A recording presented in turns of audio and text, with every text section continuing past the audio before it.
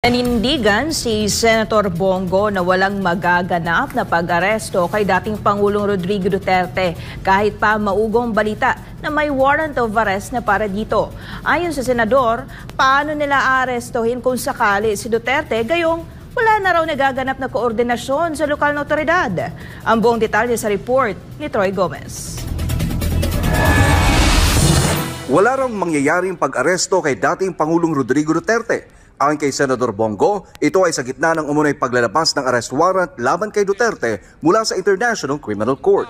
Wala nga raw siyang narinig o nakitang opisyal na kumpirmasyon ng naturang warrant. Isa pa kung tutuusin ay wala naman daw talagang jurisdiksyon ang ICC sa Pilipinas dahil nag-withdraw na tayo mula sa Rome Statute noon pang 2019. Ilang beses na rin anyang tiniyak ni Pangulong Bongbong Marcos na hindi makikiisa ang ating gobyerno sa anumang pagkilos o pag-iimbestiga ng ICC. Kung walang jurisdiction at walang cooperation na gagawin ang gobyerno, pero paano nila arestuhin? And papasok ka rito, arestuhin mo yung former president sa Davao without cooperation, without coordination? Magulo yun. Kasabay niyan ay itinanggi rin ni Senator Go ang mga akusasyong dawit siya sa anumang illegal na gawain kasama si dating Pangulong Duterte. Hindi po ako sumusunod ng any illegal order.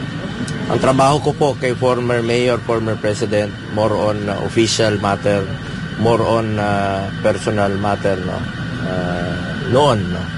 Now, I'm a senator naman po. At hindi po siya nagbibigay kahit noon pa man ng any illegal order sa akin.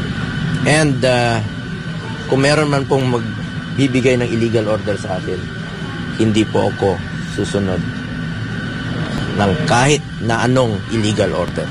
Inamin din ni Go na nakipagkita siya kay Duterte nitong nakalipas na linggo sa Davao City matapos niyang dumalo sa pagdinig ng Senado patungkol sa kontrobersyal na People's Initiative. Sinabi ng senador na tutol si dating Pangulong Duterte sa PI, lalo't kung paano ito isinasagawa at minamanipula ng mga nasa likod nito ngayon. Kontra po siya the way it was conducted. The way, the process ng pagkakandak nitong PI, masyadong minadali at naniniwala siya na hindi po tama yung pagkagawa nito.